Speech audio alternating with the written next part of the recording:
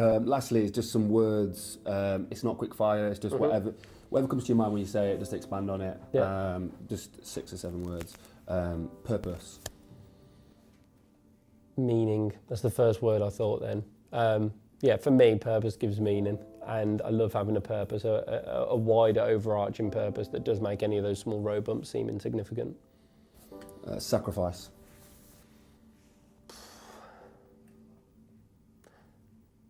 I don't know.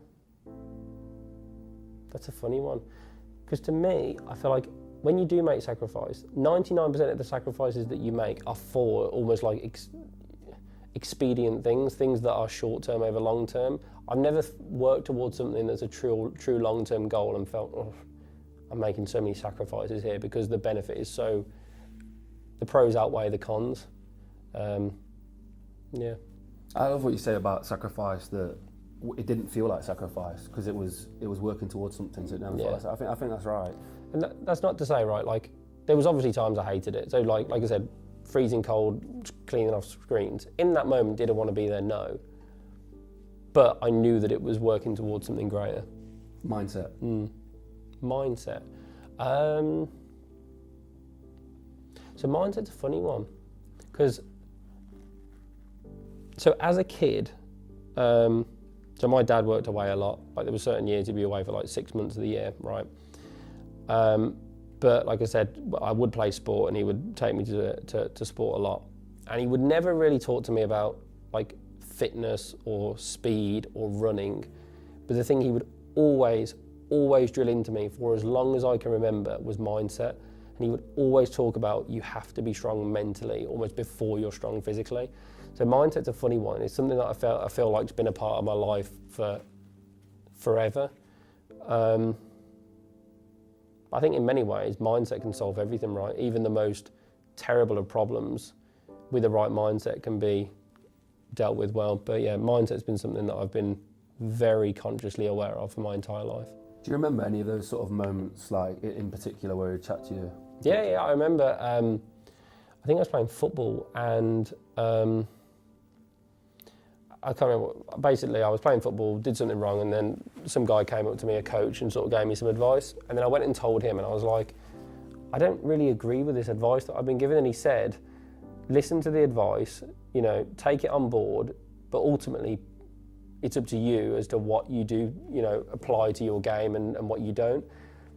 Get advice, listen to it, be polite, absorb it, but ultimately it's up to you what you apply. And I think that's really important, because I get tons of advice and not all of it's good. Much of it is good, but not all of it's good. So yeah, I think it's important that you can just apply what makes sense to you. I think one thing that everyone is like talking about at the moment, you're a billionaire. That's what everyone's saying. Billionaire, billionaire. Entrepreneur plastered all over the place. So I think for me, it'd be really interesting to hear your opinion on the word entrepreneur. Oh God. I'll admit, up until about a year ago, I hated that word. I absolutely hate it. Even to this day, I do cringe, albeit I do think it's become a bigger thing, and I would never really, again, up until very lately, describe myself in any way as an entrepreneur. And if anyone did, it would pain me to hear it. It'd be awkward. But now I understand, having watched probably more videos like Gary Vee and things like that, and even Jordan Peterson, there was a video I watched a while ago where he'd sort of talk about the mindset or the mentality of an entrepreneur and how it's similar to, I think he said, like an artist, which was fascinating to me. So now I think the term has more validity.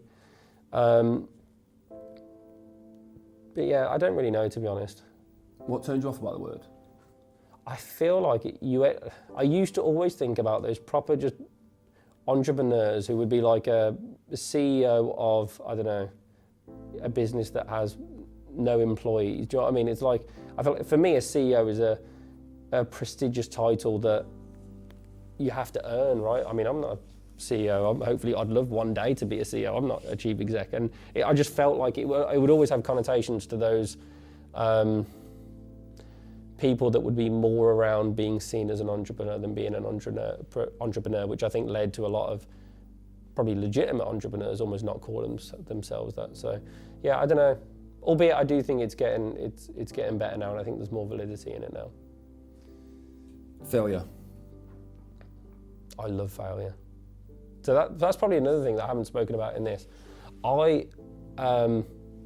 I'm very, and I think we at Gymshark are actually getting really good at failing. Like, we are really good, and there's definitely not a feeling of negativity around failure, because again, it's an opportunity to learn, and I think we embrace failure. And I think even in my career, going back to those 7 failures prior to Gymshark, I've always enjoyed and embraced failure, and I think that's important too. Hard work. What's that saying? Is it hard work beats talent when talent doesn't work hard, I think? I think Steve, our chief exec, talks about that. I mean, I think you have to work hard, right, in whatever that you do, and if you don't, then I just don't think you'll get to where you want to be. Again, I hold myself incredibly accountable, and I think everyone here works ridiculously hard. It's massive. Last one, Gymshark.